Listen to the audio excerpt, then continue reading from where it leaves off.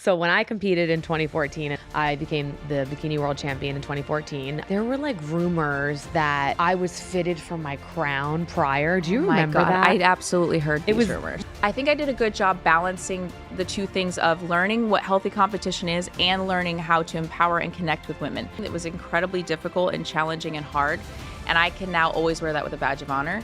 And I learned about myself that I can do very hard things. It's to challenge yourself, to be able to follow a diet, to be able to get in shape, to be able to be disciplined. You can carry those into so many other aspects of your life. Be disciplined towards a career goal, be disciplined towards a business goal. My parents joined a religious cult when I was about 14. I got uprooted from my life in Florida, moved to Kansas. They had a very hateful message. They had a very anti-homosexual message. They had a very anti-military. I got kicked out of my house, kicked out of my family, and I was just thrust out into the world on my own. And everyone that I kind of knew was cut off from me at that time. Ever since that moment, I knew I'm never gonna not give God credit for the fact that I'm here today.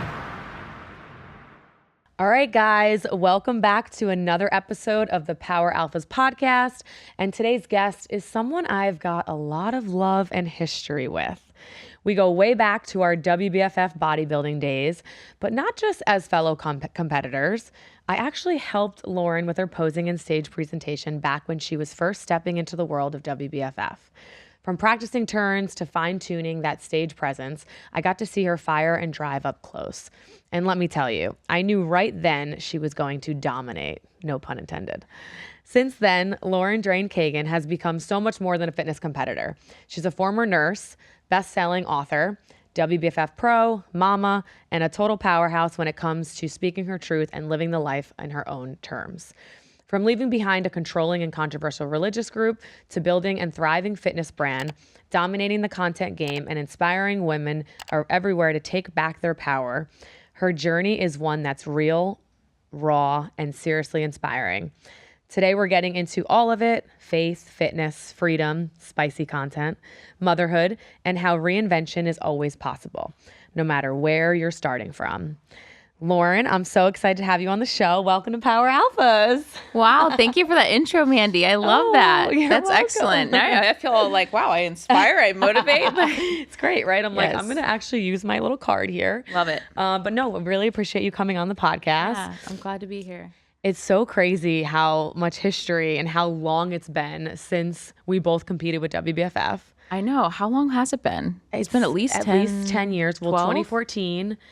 I think I met you in 2013. Yes. So I think we met right before I competed for Worlds. Yeah. And you got your pro card what month? So I remember looking up the hashtags and everything. And I was seeing WBFF. I'm like, oh my gosh, who's this Mandy girl? She looks great. She has amazing transformations. They used to stalk all the girls on the fitness.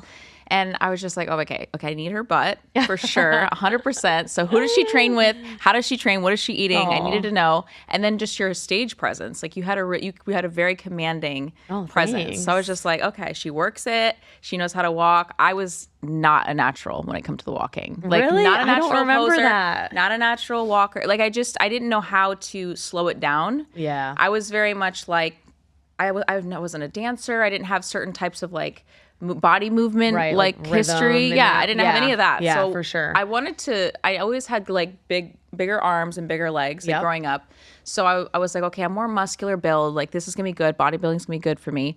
But then I was like, I would look up the YouTube videos of the girls walking. I would see you. I would see Eileen. I would see all these girls. And I was just like, they know how to move, right? It is a whole nother talent. It really is. It's funny because I thank you for those compliments, but I didn't really know what I was doing either. Yeah.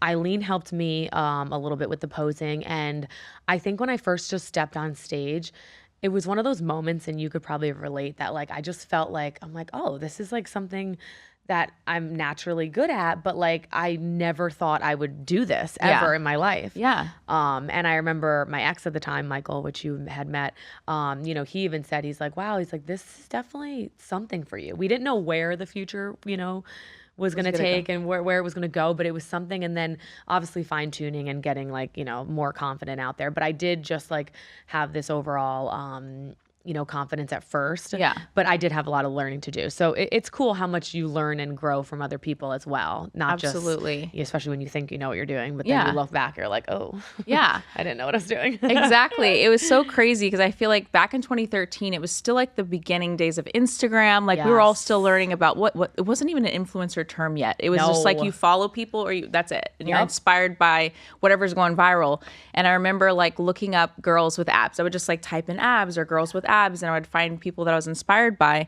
And I think at that time, WBFF was pretty new, like as a federation. Like I had kind of knew about bodybuilding, but I always thought it was kind of like meaty and gruff. And we like, didn't know. It was way too like masculine. Yes. And they never had, so when I saw WBFF, like I saw you were competing in WBFF, I saw a bunch of other girls, like the shows were like fashionable. They were like glam. It was like feminine. It felt sexy and empowering. I was like, okay, I like this. So bodybuilding it's looked like it could be feminine, right? Yeah. Like, and that's what drew me to them as well. Yeah. Because I remember seeing bodybuilding and you kind of just think of like, crazy, like muscular men and some, muscular women. Yeah, super jacked, like yeah. kind of like manly, a lot of veins, and just even their body positions are a little masculine. Right. But then I saw the WBFF, like, wait a minute, you can walk with class, you can walk with sass, you can be like, it felt like sexy. It felt like Victoria's Secret on the runway. That's exactly what I said. I said, wow, they're like emulating a Victoria's Secret fashion show / bodybuilding. And Exactly. I think that's what really set them apart in the beginning. That was very innovative. Very innovative. And I think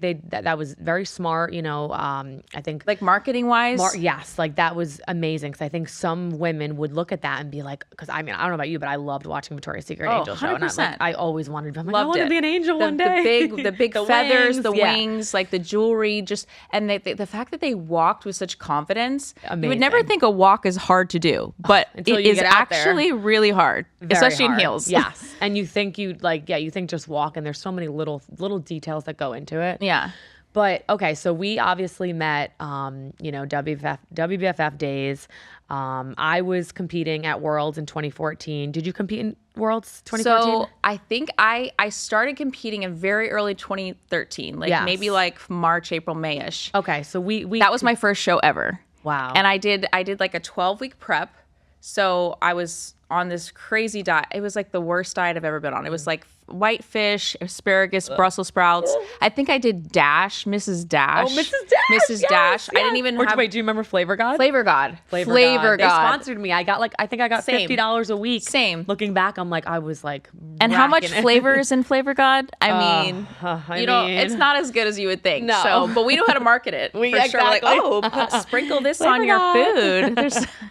But yeah, so back in that day, like literally, I was hardcore. I did not have anything that tastes like anything good. White fish for almost every meal, asparagus, Brussels sprouts. Like I remember I was working my night shift nursing job, and I would bring all these Tupperwares in, and you put it in the microwave, and it immediately smells like smell. Everyone's looking. Fish and broccoli, and Who you're brought like the fish, and they're like, and of course I wasn't. Like I was similar to you, I wasn't really ever overweight. Like I wasn't like a big girl, but I was always kind of like athletic and kind of meaty. Like I've always had muscular arms, always had muscular legs, and I always had an insecurity about it. But like in clothes, like if I just wore like sweats, you'd think I'm a skinny girl, right? Because I was kind of like. And you're like on the taller side as well. And so in scrubs, I kind of just look skinny. Like nobody's going to think I need to lose weight in scrubs, right? But when you're in a bikini, your body looks different, your body composition. So here I am walking into work with my broccoli and fish, and I already look skinny, and I'm on a diet. Everyone else is not. Who, other people probably could afford a salad here and there.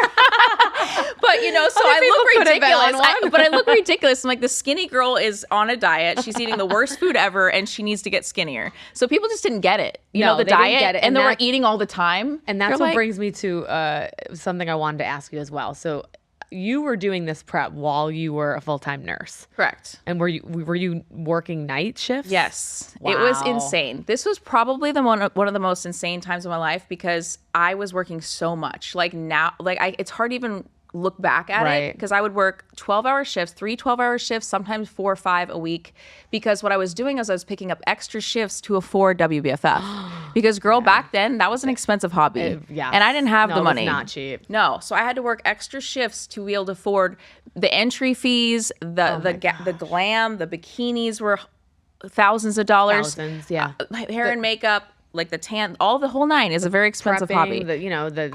Your meal prep, your coaching, your food. It was very expensive. And think about it too. We didn't really get paid a lot. Like you win. Okay, so you win an amateur show, you don't get paid for that. No, first, second, or third place. And like a couple. Even world. Did you get paid with Worlds? So I got really lucky. Okay, because I don't know if you remember, but it got really catty right when they announced this. You probably will remember this. Right before, it was like maybe 2 months. It was definitely like maybe mid. So obviously we would prep for 3 months, 12 weeks. It was probably in the middle of that. They announced the winner of Worlds was getting a $30,000 contract. 2 months before? In the middle of prep. Okay, so the girls that knew that they were prepping for the show, they're already in it. There was no one jumping in because they found out their reward. Right. So whatever. you're in it and you could get it or not. Yes, exactly. So I got very lucky because I even was first of all, mind you, I'm 24 years old, just turned 24 in July. A baby. So I actually might have been 23 still when in my prep because the show was in August. And I remember looking at my ex and I'm like, $30,000? That's insane. That's a lot of money. That's a big deal. Because there was no money in it before. Never. I never heard of it. And obviously come to find out, which was still amazing, it was a contract with USN. So it was a $30,000 contract with a supplement company for the year. So that's kind of what started my whole trajectory. And obviously I went, to WWE and all that. But it gave me a stepping stone of some cash for the year. And I was able to promote a brand and get familiar with marketing and they paid get you other that brands, money? And they paid me that money for the year. Up front or no, throughout installments? The year. Okay. But still, it was real. It was real money. Yeah. I remember getting my biggest check when I did a fitness video was $250. I saw the picture of me with the check and I was like, I'm rich, bitch. Same. I was like, well, think about it, because I already had a full-time career. I had no idea when I got into competing that I was going to make money. That wasn't to make money. I wanted abs. And it's not to make money. No, I wanted abs and I wanted an ass. And that was the goal, to look the best shape of my life, because I had already just gotten married. So I was like, okay, I just want to get in the best shape of my life once. Feel good for yourself. Yeah. That's what I did it for as well. And then I realized aesthetics was the first goal. And then I realized how much I loved the gym. I wasn't a gym rat before that at all. I wasn't either. Yeah. I was an athlete. I would do sports growing up, but I never knew how to weight lift. I had no coordination. I had no form.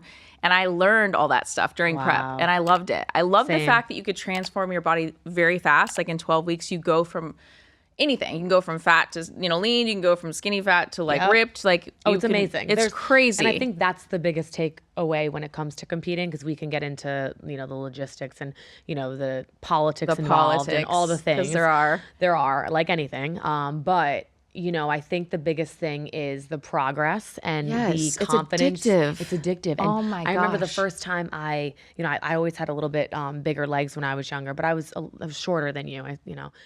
So for me, I always felt like I wanted more contour in my body, and I wanted more of a shape. Yeah. So I started training really hard, and it was the first moment where I was like, I liked wearing shorts. You liked your legs? I liked my legs. That's insane. But That's how I hated felt. my legs. Dude, I hated my legs. I hated my body, hated my arms. I was very, very insecure. I remember the first comment that got stuck in my head in high school, because I would I always sweat. The biggest thing is you'll never see me wear a shirt, the tight, long sleeve shirt, because I will sweat through any color, any material. I have the pit issue. I need Botox in these pits. These pits are out of control. But even from a teenager, I would never wear short shirts that had sleeves because of that reason. Right. So you always see my arms, and you always see that they're naturally defined and naturally muscular. So I remember I was sitting in class, mine must have been one of my, math class or something, and I kept having all the boys say, where do you lift weights? Your arms are so jacked. You look just like a dude. No. And I remember thinking, oh my God, I'm a dude for life. I'm never going to I'm never going to live down these arms, right? Never loved my arms. So imagine age 14 to fast forward 28, 29, and I finally started liking my body, because when I did the bodybuilding and I saw physique, also I like the fact that you could find a physique and work towards it. Exactly. I could find your picture, have a goal, and be okay, coach, her ass, I need that. And it's okay, we're going to do these workouts. I'm like, that seems like magic to me. And shout out to Nathan Harewood, who we both... He is the best. Nate is the best. Dominate, that's what I said in my intro. That's why I said no pun intended. Lauren and I both competed under Nathan Harewood. I just competed last year, and I used him as a coach. This man is a mastermind when it comes to diet. He is so smart. He's so smart.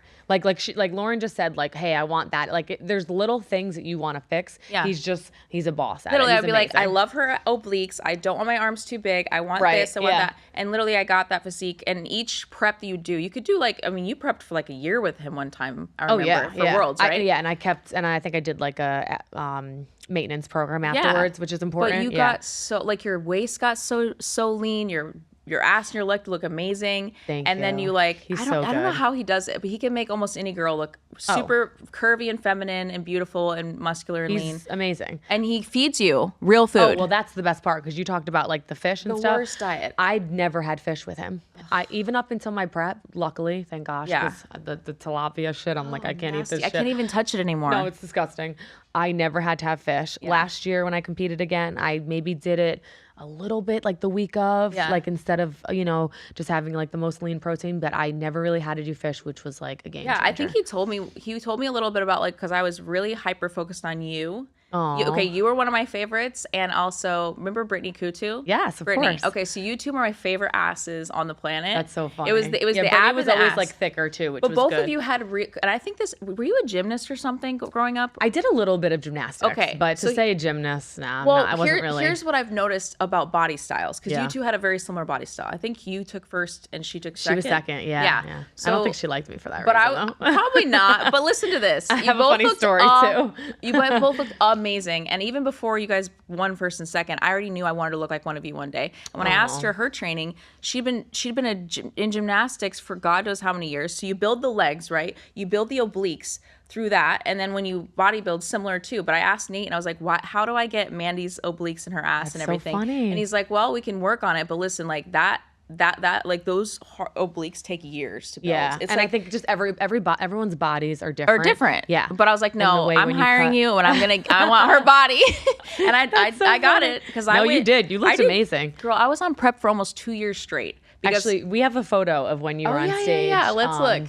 And Ben, if you want to pull that one up, and you tell me, I think this was the time when you. Oh, I think I know which one you have. You got your pro card? So this was right before I got my pro card. So I did 5 shows before I got. Yeah. You did that many? Okay, so I think this is Boston, WBFF Boston. I did almost every show on the East Coast. I got my pro card in Boston, did 2013. You? Okay. Is that the same show? I think this is the no, you weren't. You were already before then, because I'd been following your journey. So you were on the journey to Worlds. Guys, it's a big blur the last 12 I remember because you were my idol. I already knew. Yeah, you were. That's so sweet. So let me show you this picture. So just so you see. Okay, here's a little controversy. I'm gonna get a little controversial. Are you good with this? Yeah. Okay. So here's first and second place. So the girl on the right, she won first place and a pro card. Okay. And if you see the back, can you pull up the back pose for us and like blow it up on screen? I just want to show you. Can you make it big? Here we go. Now listen, we both look great. This is no shade, no nothing. Beat you? She beat me. So I have they go by certain things when you're judging. Used to be a judge. Girl, I know. So if it looks high and tight and toned and this, so if you look at it and pull across the other one too, just so you can see the front. What was your feedback though? I have abs. I'm like very lean. And like I said, we both look great. No shade, but I mean, come on. No, you both look great, and trust me, there is no, the time. We both know the time and discipline it takes to get to be, both these figures. Yeah. No, don't shade. But think about this on stage. But that's crazy. This is what we found out. So I kept. Now this was my thing. I wanted to be first, and I wanted to get a pro card. Right. I kept getting second at a bunch of shows. This was one of the shows right before I got. I know there's one more show I did in New York. But anyways, they said, no, just keep working at it. This night they posted, one of the judges from the show was the best friend of the girl that you saw right there that won. Oh. And she's like, oh, I'm so happy for my best friend. I think I even have a photo of them posting it. So that was the thing. It's politics. Because if you're a judge and a best friend of someone competing. Well, that's what I personally think that shouldn't, it's called conflict of interest, right? Yeah. So in any business, like that shouldn't really be a thing. And I do remember things like that would come up and, it's hard. We both been through a lot, and not just WBFF, but we know there's politics in everything. Yeah. I was in, WWE, and we all know the politics there, and my story. But I think the annoying part is something like competing in bodybuilding, you work so hard. It's so hard. It's your entire life for that time period. And what you give up and sacrifice, and what it takes to get to there. When you hear about something stupid like that, it's very demoralizing. It's like, super what? demoralizing. And imagine, girl, I kept getting second place. And okay, so here's the other thing with WBFF. They sometimes gave out pro cards for first, second place, and sometimes even first, second, and third place. I think I remember that, yeah. I kept getting second place and not getting a pro card. So here I am training with, Nate or whoever, and it was just like they would not give it to me. So I was just like, what is going on here? Like, I don't get it. And they would give me feedback, oh, just try more harder, you need build a bigger booty, you need a little more time. So I just kept competing. And then I think I did I don't know if I got second at New York, and then all the way like 5 months later, because I kept prepping all the way through it, I finally got my pro card November of after all of that, and it was first place, and I got my pro card. Wow. And I was just like, well, now I have to compete on the big stage. Yeah, well, now I got to go to World. So I got to compete all the way through that. So 2 years straight. Yep. Well, but like you said, you dedicate your whole life to it. You dedicate so much, and you give up so much to do it. So it is hard, but at the end of the day, unfortunately, it's just, there's always going to be things like that. So it's just, I mean, you looked amazing. I mean, I remember a funny story, which I've never talked about actually on the podcast or anywhere. Let's get it. And it was really silly, and just, I laugh at it now. Yeah. A little tea for us? A little tea, yeah. So when I competed in 2014 and got my won the world title, I had my pro card. I became, the bikini world champion in 2014. And there were like rumors that I was fitted for my crown prior. Do you remember that? I absolutely heard these rumors. It was really going around. Yeah. So my ex at the time and obviously Michael, my ex, was very supportive, and like he heard this and he's like, are you serious? So I'm like laughing to myself thinking, I'm like, how the hell would they fit a crown on me prior? Yeah. Like they knew I was going to win. When meanwhile, the video of me on stage, and I can find it, when I won, is Allison and I think Lindsay Messina, it was, putting the crown on me, and it falls off. Oh. And that crown still to this day, I have it obviously. Yeah.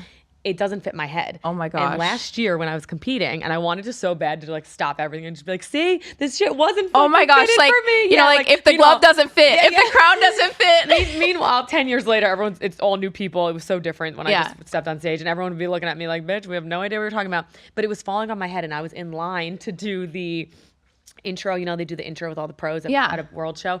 It was in Miami, and we were gonna all go out on our, all the pros with our crown, and my crown was falling off, and I saw Allison. I'm like, Allison, my crown is like really messed up, and it's like broken. So they tried to fix it.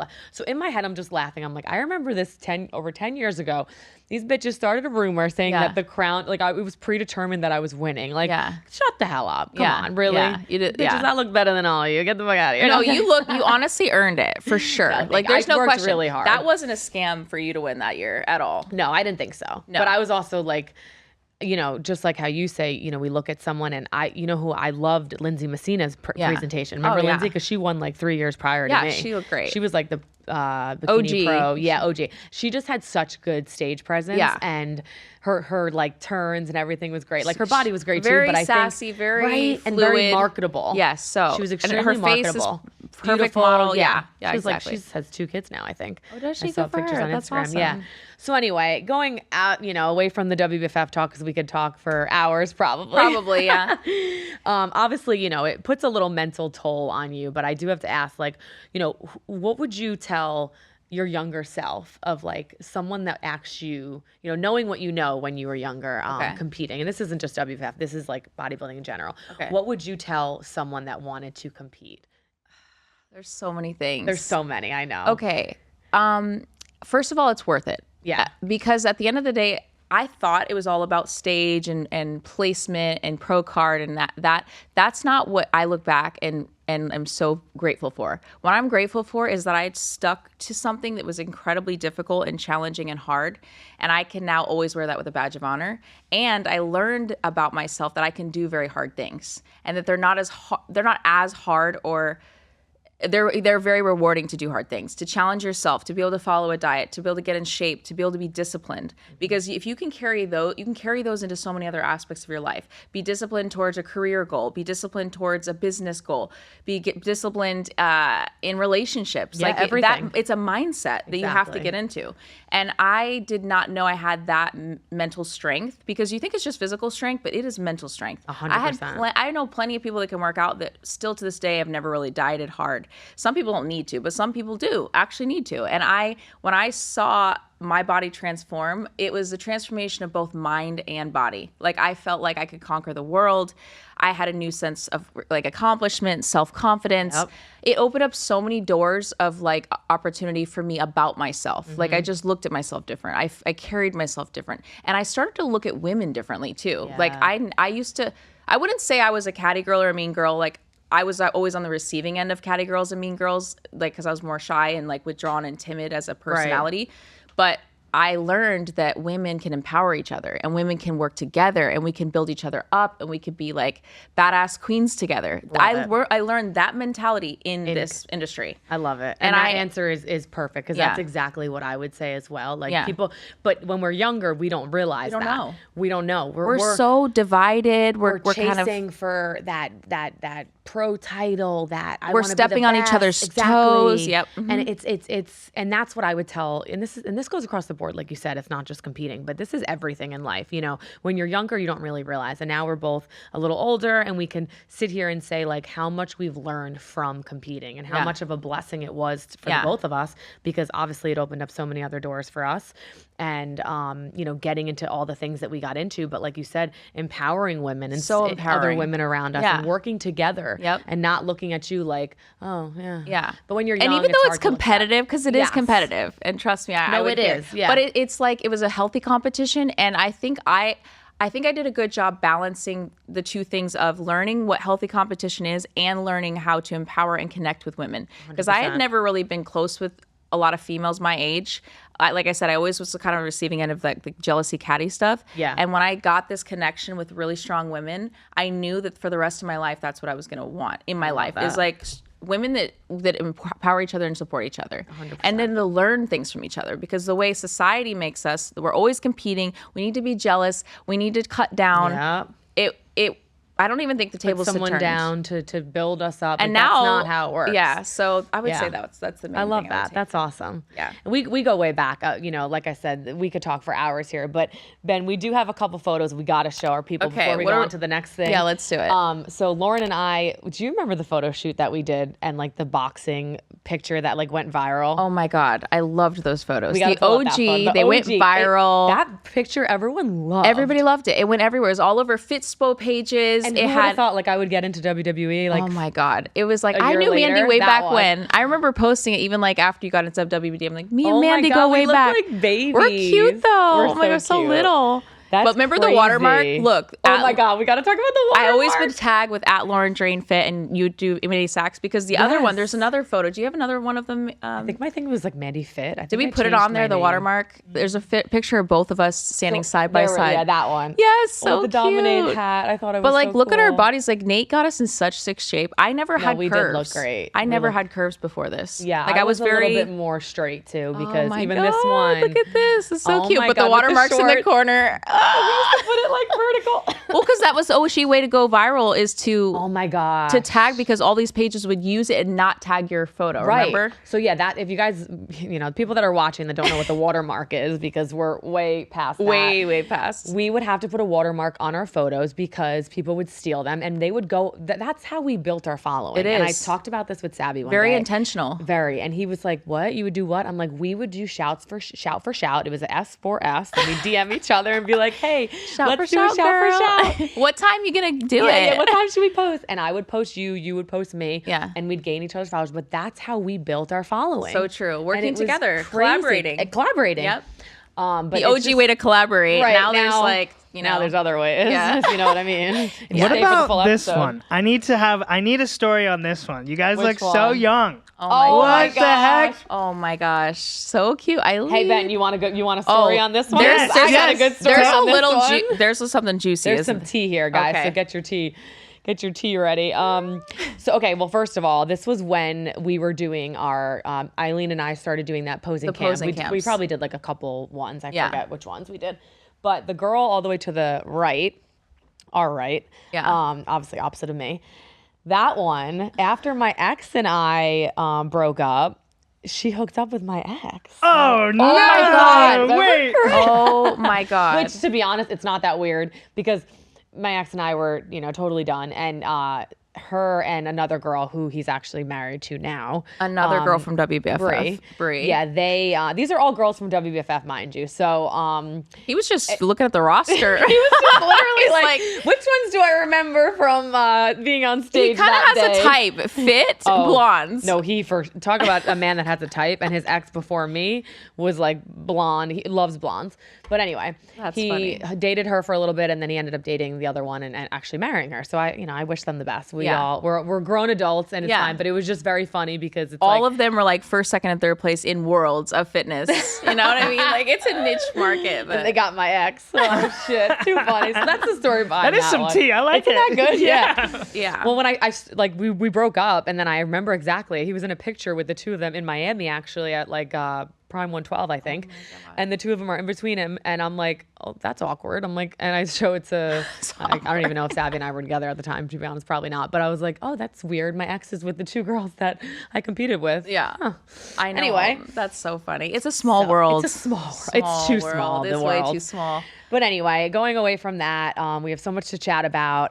Obviously, Lauren, if you're comfortable speaking about it, of course, but you know, some of the people that don't know your story, obviously growing up, and you know, I don't know if you just want to chat. I had a little intro for it, but I'm like, you know what? I think it's better if you just ask away. I'll just talk. I'll divulge. I'm an open book. Yeah, I know you obviously wrote a book. Yeah. And when did you write that book? That was.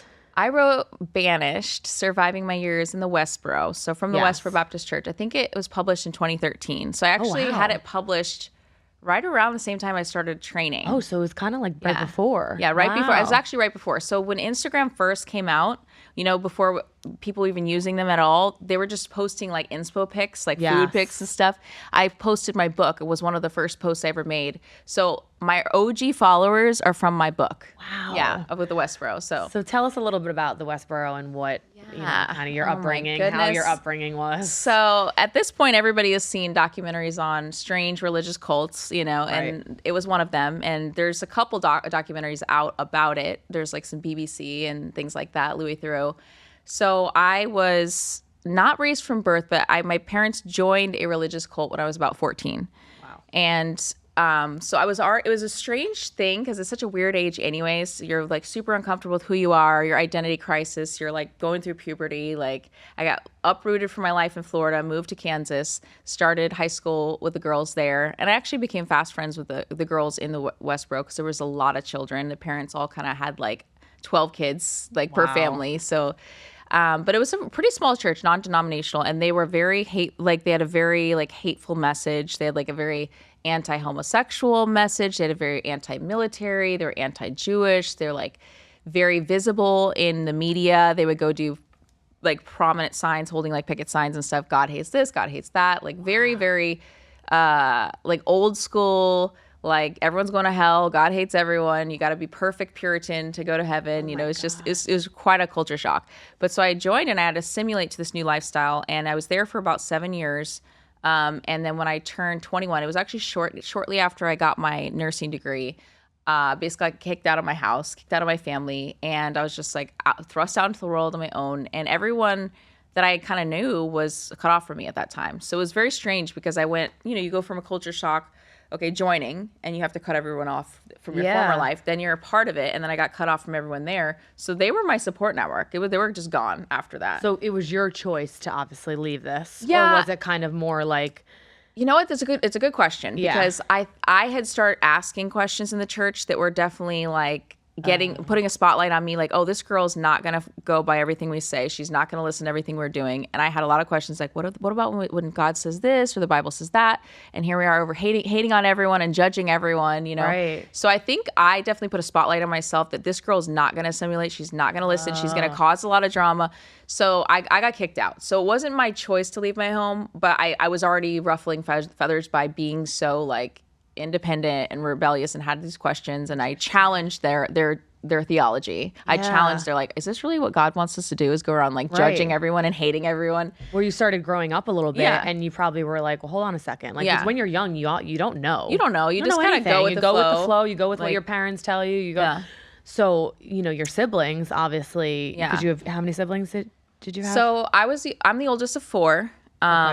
my parents have another daughter, Taylor. She's 5.5 years younger than me. And then there's 2 other really young ones. My parents had my brother when I was 16 and my sister when I was 19. Wow. So there's kind of spread, but there's 4 of us kids and I'm the oldest. And yeah, obviously they still stayed in their entire upbringing. My littlest one, Bo and Faith, they were 3 and 5 when I got kicked out. And the kick out was immediate. It wasn't like come back and get your things and like have dinners. It was just like the night I got kicked out, that was it. And no one reached out to you? No. Like I was completely no contact with all of them. I tried calling a couple times for like, hey, can I come home for dinner? Or can I like have a conversation? Or, but it was very abrupt. So with this cult specifically, it's a very much like you're in or you're out and you get kicked out, you get banished. Like it's not, they don't play games. And I had previously watched other family members have this happen to them. So when I was in it, I saw families get split and people get kicked out. So I knew to some degree it was pretty intense and it was most likely they weren't going to talk to me for a while. But I had like a little hope. So I was like, I stayed for like 6 months. I tried to get back with my family. At this point, I was working as a nurse and I was like, oh, I'll just do the best I can. But I slowly got very depressed because it wasn't working. Rightfully so. Yeah. And I was just like, I can't. On your own at a young age. You don't know anything. It was hard because I couldn't come home. I couldn't talk to them. I was cut off. And I lived in this city, which it's Topeka, Kansas. There's nothing fun about the city. It's like they have like ice storms in the winter. It's not nothing really. There's nothing to do there, except be part of a religious cult. Be part of a cult. Yeah. So I just kind of was like, I got to move on from this. I ended up, moving to Connecticut, where the rest of my life with my husband and my fitness career. That's where you met Dave in Connecticut. Connecticut. Yeah. Wow. Yeah. That is so crazy. It is wild. And I write about the story, like before, during, and after in the book. So you kind of get a gist of what it was like. And I talk about the pros and cons too, because there were actually, ironically, strangely enough, pros to being part of a church like that, because when you're in it, you feel like super safe and super supported, and you actually learn a lot about the Bible, which they kind of misinterpret a lot of places, but you do learn. I actually built my foundation of my faith in the church, and I would say that my faith even heightened when I got kicked out, because it was like God was the only one there for me, honestly. And I would pray every day. I would write like love letters to God. I would I would do like, I'd write my sins down and be like, okay, we're going to work on this. Like my faith grew from this moment. And I don't know how I did at the time. Obviously I had to have strength, and maybe God gave me the strength at that time. God gave you the strength for sure. Ever since that moment, I knew I'm never going to not give God credit for the fact that I'm here today. Because I was powerful. Yeah, I really could have crushed under it. And several times 100%. thought about it. Yeah.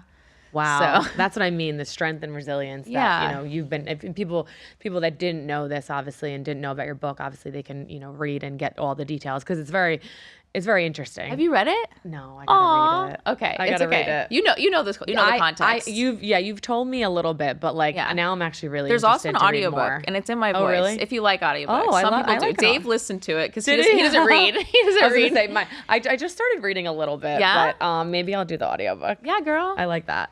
Yeah. Wow, that's so crazy. So now, obviously, years go by, and has anyone in your family ever tried to contact you? So my father and mother and 2 siblings actually left recently. They left I think it's been about 4 years now. Your father and my mother? My father and mother and 2 youngest siblings. The youngest Bo ones. and Faith, yeah. Oh. So they're older now. They're in their 20s. And my brother's actually married with a baby now, as of very recently. But I think it's been about 4 years, if I'm not mistaken. You know what? Has it been 4 years since COVID, or has it been 5 years? It's been 5 years. Well, 2019, 2020, yeah. So maybe it's somewhere between 4 and 5 years, because COVID actually is the reason they got out. So remember when we couldn't go to a lot of places? Were even churches open during COVID? Some churches weren't. I don't think, some weren't. Yeah, so because of that, they all started doing Bible study at home, and they started interpreting the Bible differently. So their theology changed, and then they were like, okay, we believe different things. Like Christ is more loving and forgiving, and all these other things. So they were able to completely kind of detached from the church's mentality at that point. Oh my God. And what about the sibling that's right below you? Taylor. She's 5.5 years younger. She's still married in. She got married into the church. So she's married into the Phelps. Oh, so when you get married into and so it's her husband's parents and all his aunts and uncles and all the cousins. She's very into it. And she's had children since. I've actually seen her since then. You have? I went and saw her on a picket line. Wow. I went Super Bowl. When was Super Bowl? I'm horrible with football, but like a couple years ago, Super Bowl was in Las Vegas, right? At the Raiders Stadium. Yeah. Okay. Was it last year maybe? I forgot. But was it 1 year ago? I'm really bad. Whenever it was. Football. It was recently in Las Vegas. I live in Las Vegas. And my sister came to protest it, like the church did. And me and Dave snuck out on the picket line. I actually have an undercover video I'm going to leak one day. Dave put a little pen, like a little camera pen on my jacket, and I have the whole thing on camera. Of your sister? I don't know. Yeah, I don't know. This is the first time I saw her in 17 years. Shut up. It's wild. This is my like, you don't have sisters, we have brothers. No, brothers. Okay, but are they your best friends? They were very close. Okay. Yes. So imagine like not seeing your brother for 17 years and then like he's part of a cult and like, he's like married. I don't imagine it. You're That's just why I'm like what? in disbelief. I had so much anxiety because I was like, they talked so poorly of me. Like after I got kicked out, I was called a whore. I wasn't a Christian. I was rebellious. I was satanic. I was demonic. Like all these names. Oh like, my God. So they brainwashed the people inside to think the other person is horrible and they're going to die a horrible disease because God hates them so much. So they over the time they start to hate that person, right? So she doesn't have fond, or at least probably didn't have fond memories or thoughts of me. So when I came there, I was very shocked because I thought for sure she was gonna be like, oh my God, why is my sister here? She's so demonic. She's gonna get me to go to hell with her, like something like that. And she was very calm. She was very receptive. Hi Taylor, if you're seeing this, I love you. Oh. But she was sweet and calm and. You know, we kind of just chit-chatted for a good, like, 30, 40 minutes. So you did get to, like, hang out with her. We got to chat. Dave orchestrated the whole thing. I got right up on the picket line. Because usually they have, like, they'll have, like, the older people, like, block people from, like, getting to, like, the younger people. It's very, like, cult-like. It's very cult-like. So I got my 34 minutes with Taylor. I told her how much I love her, and I'm very happy. If she's still happy, I'm very happy for her. You know, she obviously is a grown adult. She can choose her life. But I also said if she ever wants to come out here, there's plenty of people that love God out here too. Yeah. So yeah. Wow, but it was interesting. So One day I'm crazy. gonna think of a way. I mean, I haven't really. I just have the content for myself, obviously, right now. But we had some heart to hearts in those 40 minutes. Yeah. So. She doesn't know that you were recording. No. Yeah. And I didn't, like I said, I didn't post it out there because I've actually been very respectful. For yourself, though, I've been too. very respectful of my family, even though like I've gone through a lot with it, and I have like I've gone through a lot of mental health struggles with it. I've tried to be respectful of their lifestyle. Like even when my family left 4 years ago, I didn't tell everyone right away. I didn't do like a big expose, you know. Since your family has your mom, dad, and 2 siblings been away from it, do you have a relationship with them right now? We do have a relationship. Yeah, we chat. I visit them a couple times where they live. That's good. They live kind of, you know, like they have a church they go to. They have a new community. They love where they're at, and you know, they're living a new life and they're living their new ideals and their new, you know, the new theology that they believe to be true. And yeah, it's a good thing. So it was very wonderful. I mean, I remember when I came back home, I was like. My mom made me a home cooked meal that I hadn't had in like, it felt like 20 years. And I remember, oh my God, her pot roast is so good. And like, it just felt like I was part of the family again. And it was really kind of cool. So Dave's met them. Aria, my daughter, has met them. And, you know, so yeah. Wow. Life is strange, man. Life is strange. But you know what I give to you? Your perseverance and your, you know, positive outlook on it. Like you just said, like most people would look at this and be like, they would just state all the negative aspects of it, but you just stated some positives that came out of it. And I think that's what makes the good things come back to you in life. Like you said, and having God there as your strength and whatever belief you may believe out there. It's like having that higher power, you know, help you get through things is what it is. It took me a long time to get to forgiveness. I had a lot of anger. I had a lot of pain. I had a lot of sadness. And it's a healing journey you have to go on. You have to be very intentional about it because it can take time to process all the emotions that you're feeling, and they still come up between now and then. You know, I struggle with PTSD, and I struggle with. I've talked about it on my other podcast, but I have a condition called borderline where sometimes I will get very deceptive thoughts, It's just like this black and white thinking. You've heard of black and white thinking where you just kind of like all of a sudden you think everything's negative. Yes. But you're on a train and it's not really how you would, it's not very like calm and appropriate thinking. So every once in a while I'll get, oh my gosh, I'm having a blacked out moment. Because the brain is trying to protect you from danger. Your brain is trying to protect you from getting betrayed again or cut off again or like all those things. But therapy is amazing. I love my therapist, Felicia. Well, that's amazing. And that's how I've been able to come to more positive thinking is because you have to learn gratitude and you have to practice gratitude. 100%. And when you do, you're fine. Like you can really get through anything. But I agree 100%. Sabby and I practice gratitude every morning. And I think the last few years I've really honed in on that way more than I ever, we grew up Catholic, of course. And, but I think the last couple of years I've really like honed in and just like, I pray every night, and we're just very, closer it keeps you grounded because, does.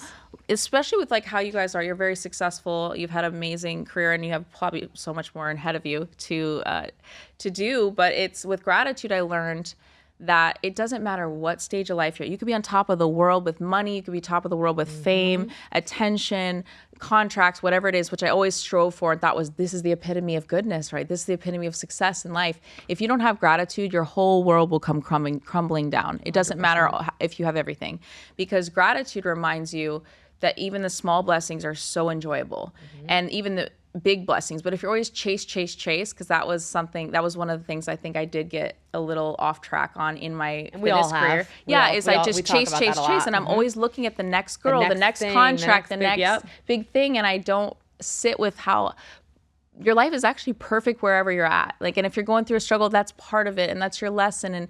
And to be grateful that you have the ability to learn the lesson. You have the ability to be a little bit stronger. You have the learning to, because it's all going to come back to you in a way that's going to be so rewarding. 100%. And it's a practice, and it's challenging at times, but I do feel like it's so pivotal. It's needed at every single stage of life.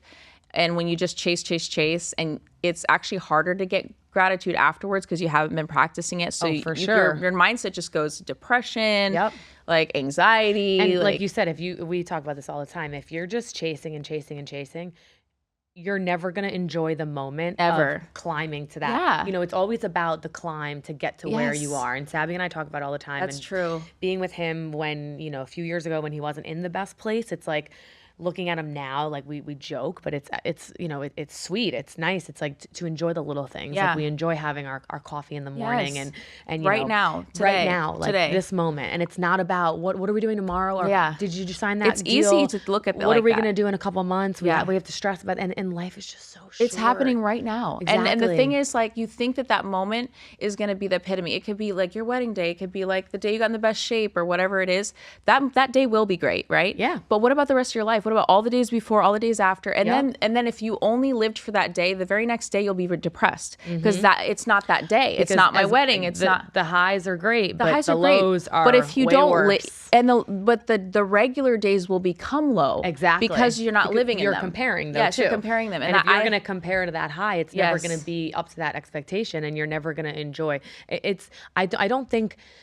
I think we can sit here and talk about it and be mindful about it, but I think like when you're young, it's really hard. When you're young, it's very hard. When you're young, it's very hard. I remember even in competing, I wasn't happy like until I was on stage, and I bet you looked amazing every time. I look back at these photos come and back next time. Or even just to enjoy the realness of it. That when you're in a gym, you're not always cute, and you're sweaty, and I have mismatched clothes because I got up at 5 a.m. Like it's right. It's the grind, and just like leaning into humor as along the way. Okay, even if you look scrubby, find it hilarious. Find that you are hilarious in the moment instead of I don't look perfect or I don't feel perfect or I don't know. It's just that's where I'm learning. That's the journey I'm on right now. Is just finding gratitude in everything, and even in loss. Like if you lose friends, if you lose a family member, like you're gonna experience loss. So if you can't practice how to love and have joy while loss is happening, life is just going to keep tearing you down because it's going to come, so and you don't realize, unfortunately, until it happens. Yeah. And then I'm sure we all peak, and at some point we're not going to be on the peak anymore. No. What are you going to be miserable because you're in your 50s? No. That doesn't make any sense. You have to enjoy the moment and what got you to this moment, and enjoy the little things. And which brings me to the next topic. You have a daughter. Yes. So obviously, with how you were raised and what you've been through, does this change the way you want to raise your daughter? Or how did that affect you when you had a kid? Because I'm not there yet. Yes. Okay, that's amazing. So Aria, she's 5. She's so my baby. Cute. I love her so much. I can't believe she's 5. I know, it's wild. She's in kindergarten. Yeah. So motherhood is amazing. Oh my God, it's absolutely probably one of the best things I've ever done is to become a mother. I love it. It teaches me so many things. I never even thought going into it to be learning lessons and learning love, because your child loves you unconditionally. They don't look at you. They don't judge you. They don't criticize you. They have so much love and adoration, and it's just pure and it's real and it's, I don't know. It's a love unlike any other, they say. So cliche, but it's taught me that I still have a lot to learn. It's taught me that I get to look at the world through her eyes, and I get to like, you know, just because I'm now, you know, I'm 39, I'll be in my 40s, I get to live life through her too, again, which is kind of cool. You're like reliving your childhood, you're reliving your teenage. Because it's like you miss so many moments when you're young. I'm like, oh, remember when that was so exciting? Like, and I think that my downfall was when I first felt the pain. I think I started getting all my mental trauma and all my like mental health disorder issues after having Aria, because I suddenly hit me that I could never do to her what was done to me. Like not even in my wildest dream. Yeah. I could never.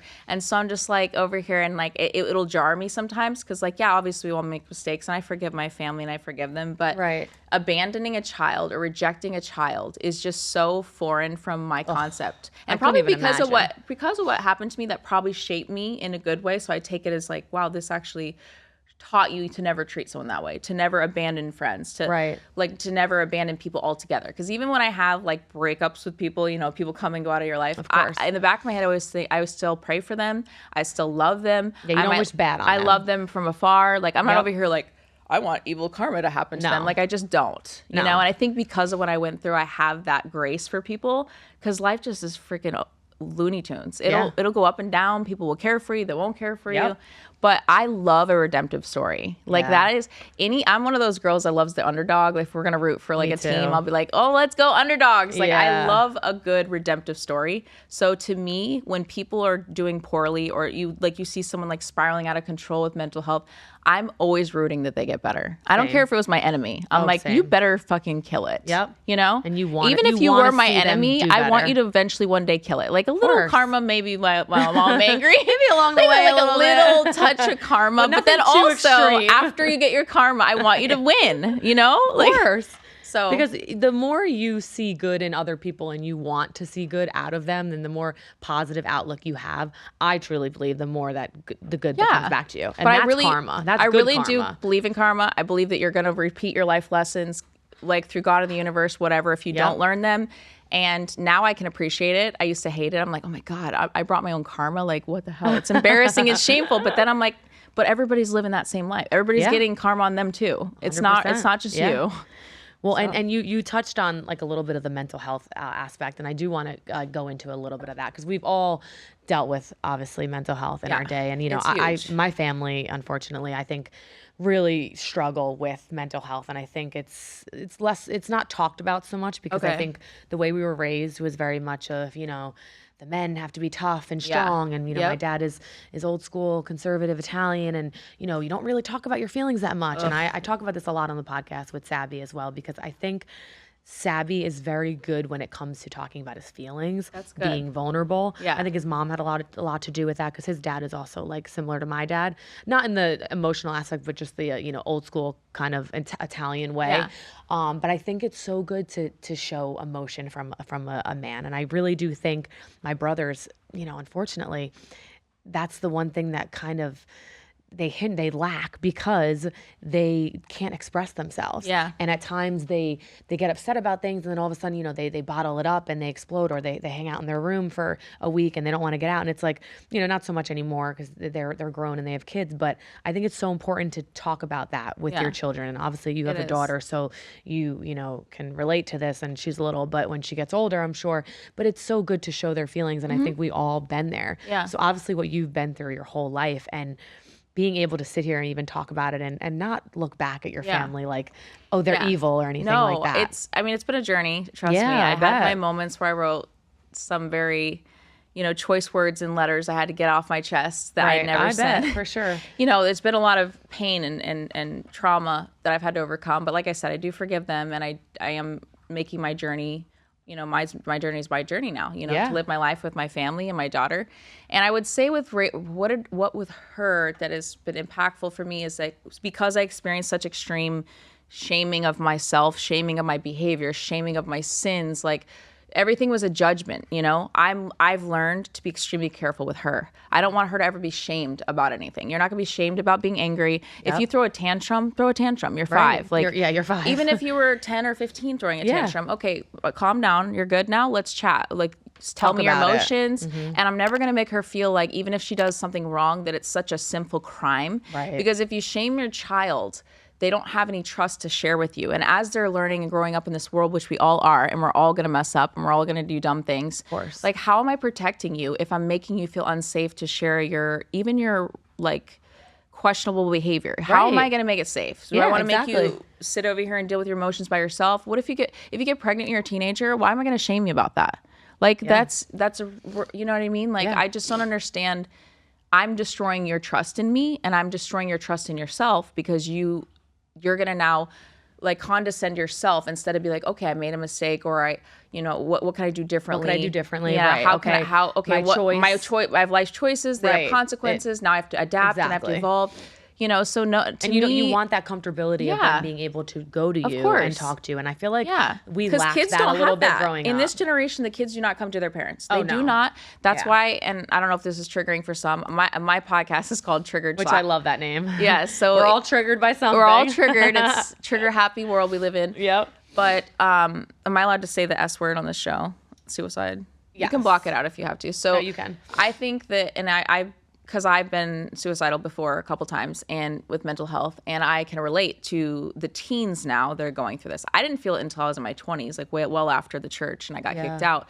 But I can relate to the feeling of extreme shame of self, extreme pain of self, or just thinking that you're so horrible, or like, like, why are you here? You're useless. Because of the way I was raised to feel everything you do is shameful and your mistakes are shameful.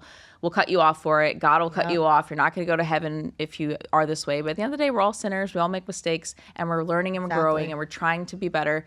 And so I think that what we've done with kids in this society is we haven't built that. Parents haven't been as intentional to build the bond with their kid to make sure that if they're having low thoughts, which it can happen to anyone, that they feel safe enough to tell their parents. So that they could say, hey, I'm feeling this way. And then the parents can connect and bond, and we could build a plan. Yeah. Instead of them sitting with these thoughts by themselves. No, it's terrible. Yeah. So, and there's so much more pressure nowadays with social media, with, we're constantly comparing ourselves with what that person is doing. All competition all day. Listen, we talk about it a lot, and I'm grateful for social media. We make a living off social media, and it's amazing. But you have to be careful, especially as a young person, because you can't sit there and compare yourself. And you'll get stuck on that trap.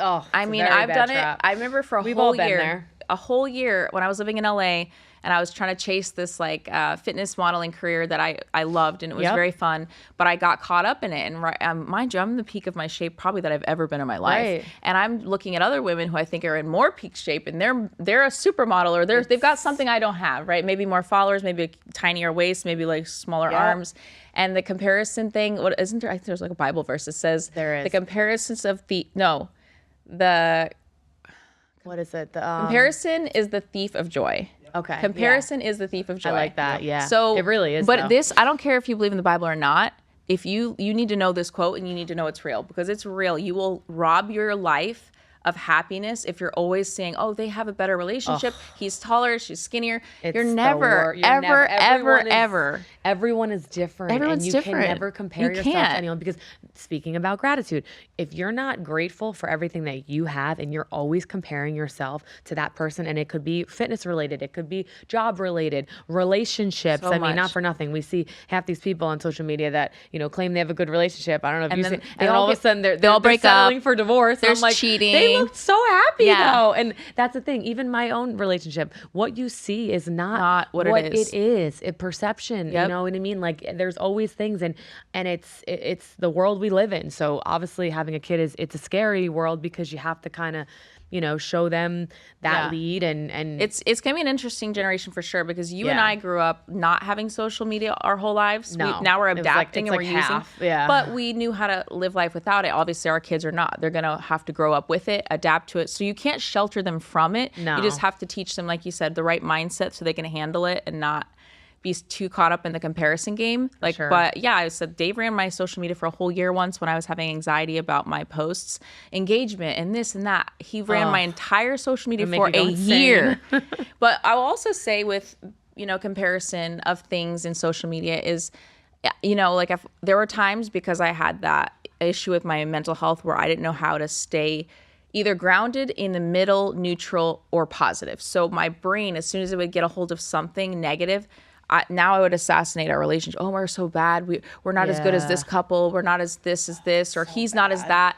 And it's so damaging, and it's so self-sabotage. So that's why I would say, I know from personal experience, like, you cannot compare. If you start comparing too much, turn off your social media or give yourself a detox. Give it a break. There's things. Live in your gratitude and immediately go and meditate what you're grateful for, because what are the other cheesy cliche they say? Oh, you're living in the blessing you prayed for, before. So you're probably living right now in something you prayed for. Something, at least one thing, right? Maybe your health, maybe like could be anything. Anything. Yeah. And so that's what I learned. You gotta do the hard way. Awesome. Trust me, hard way. You've been through a lot, and we've all been through, a lot, and our journeys tell us a lot about who we are today and who we strive to be. Even I'll give you I'll get a little off topic, but like I kind of pivoted a lot of my fitness modeling things. I remember like OnlyFans came on the scene, and all of a sudden there's this new way to like advertise yourself and put out content. And I struggled for about 1.5 years of not wanting to do it because because I thought I was judging myself. I'd have all those thoughts of, oh, she's a whore, she's a this, that, like all the things that came back from my childhood. I was called, and people will say, and at the time, like, oh, what's your credibility now? Like, I was a nurse, I was a fitness model, and now I'm on OnlyFans. Or was she just one of those girls? I could relate. And I was just like, you know what? Like, why not? Like, we have beautiful bodies that people are seeing. Yep. People used to buy like calendars. You remember like the calendars? Yes, of course. Calendars or posters, and it's your body that people are purchasing, right? It's on a print. We work very hard to look a certain way. Yeah. We are very blessed. Thank you, Jesus. Yeah, thank you. That we, look a certain way, and it's just why just not? The Why name can't? of the game. Yeah, it's part of entertainment. It's part of like. But think about it, like. Even in magazines, they're making money off your image. We've been on covers. Yeah. But the best is, I've been on 11 covers, I think, magazines total. Good for you. Thank you. Yeah. I've made $0 from magazine covers. So how does that help you? Point. You're most likely have to buy your way onto a cover. Yeah. So why would you not? What we've made on OnlyFans, a different story. So let me get this straight. They made money off of your image. Right. That you maintain, but you didn't make any money. So why? Make any money. So why not have a subscription-based model where I get to control what type of content I put out there, and I also get to make some money based upon what people are being entertained for. Exactly. People are entertained through music videos. Listen, girl, that was my whole WWE story. What happened with really? Wait, I never heard it. Can you tell me real quick? Oh my gosh, the short version because it's so long, but. Basically, I was released because it was fan time. It wasn't OnlyFans. Okay. It was fan time at the time. Another, similar subscription platform, just didn't have the stigma that OnlyFans has, which I always laugh because people are always judging, like you just said about it. And it's like there's such a wide spectrum of what you can do on there. Yeah. Totally. And whatever. But I was doing, I had a good offer that basically they wanted to give me like a match earnings check of just like doing it. And I didn't promote it. I knew it was kind of like maybe pushing the envelope a little bit, but what's the worst thing that could happen? Slap on my wrist. Like I'm killing it right now in WWE. I was the champ. Like I was doing big things. And I wasn't doing I didn't think I was doing anything wrong. And they really didn't like it when they found out. And they stripped my title that day. They fired me the next day. Oh my gosh. Didn't say much to me. Wow. There was really very little warning. So, it was a blessing and a curse at the same time because, of course, then all the crazy publicity when they always say, bad publicity is good publicity. Yes. All the headlines that came out that, of course, have fucked with my mental capacity and health and everything because I was like, now I got to go explain to my dad and my brothers like what this is. And because the headlines were, Mandy Rose gets fired for nude photos. Oh my gosh. It was just this whole thing. And I'm like, it was just crazy. But that's hard. On the flip side, I was able to capitalize off of these fans being able to go and subscribe. And I made like $1 million in 2.5 weeks. What? That's insane. But it was because everyone went there because they saw it. I mean, so basically they gave me like, over like I don't know what you want to call it. Sabby always says $10 million marketing campaign. But like they gave me this marketing campaign because they just got rid of me that fast, and then everyone was like, well, what's she doing over there? Yeah. And I mean, oh my gosh, what was I doing over there? Do you love it now? Aren't you having so much fun? I'm having so much fun. And like, like to your point, going back to that, it's like the stigma is always going to be there. You know, it's always there. Always. And you have to get to a point, and I've gotten to this point, and I wasn't like this in the beginning at all, and I'm sure you weren't either, but you get to a point where you just don't care. You can't. About what other people think. Care. You can't. Are and they like, paying your bills? You just made a good point, and that's the first time I ever said that magazine thing, because you just said magazine, and it made me think. Oh, yeah. But that just, a light bulb went off, because I'm like, you're 100% right. Like selling our calendars, being on magazine covers, working my ass off to look the way I do. Yeah, you're damn right. I'm going to friggin' make money off of it. Why not? But the same thing with, you know, a big conglomerate like WWE. They didn't like that I was making money off of this, lots of money, obviously, and they couldn't monetize off of it. So the second I try to self-monetize, and mind you, I don't know if you were familiar with WWE, but before this time frame, I was coming out in a towel. I was a home wrecker. I was like the home wrecker of like home wreck. Like I just. Oh, that was part of their drama? Yeah, it was the drama. And it's sports entertainment, mind you. Obviously, I'm not really doing this. But I was a home wrecker. I came out in a towel. I had to make out with a 250-pound man. Oh my God. It was a Beauty and the Beast storyline. I mean, I did everything they told me to, that things that I didn't want to do. Yeah. And personally, like making out with him was way worse than the shit I do on OnlyFans. Right, because you don't touch anyone at all. It's your personal space. It's your personal space in my own home with my own, you know, whatever your own I want to do. Exactly. Everything, yeah. So regardless, I've went off a lot on podcasts about this, on my podcast about this, but that's what it comes down to. Is like when they can't self-monetize off of it, and make we money just off your image. Exactly. Like they own you. Right. Sorry, you don't. I own me. And that's what it is. And they want to own you. And unfortunately, they lost on this battle, but because unfortunately for you. No. Your bank account's doing just fine. Exactly. So sorry. Yeah, sorry, not sorry. Sorry, not sorry. Exactly. Which, speaking of the end of this, well, we can talk for hours. We really sure. could. But I'll come back anytime. No, yeah, definitely. Lauren's here actually. For those of you that don't know, we are doing Miami Swim Week. This probably will air after Miami Swim Week, but that's okay because it's this week. But yeah, it's your first time, right? I'm excited. Yeah, will you help me with my walk again? Girl, I got you. We should do stuff at my house after this. Let's do it. We'll do some like walks for like Instagram and stuff. We'll bring it back. Yes, let's bring it back. Let's throw it all Lauren, back. Thank you so much for coming on and being so open. Your story is so powerful, raw, and exactly what this podcast is all about. And listen, everyone out there who love this conversation, you're going to love what we have coming next. Let's just say this won't be the only place you'll be seeing the two of us together. Our exclusive collab is dropping soon on OF, and it's a whole different kind of content. Perfect. So stay tuned. I'm excited. Make sure you guys subscribe, and trust me, you're not going to want to miss this one. So thank you so much for joining. Thank you. Yes, cheers.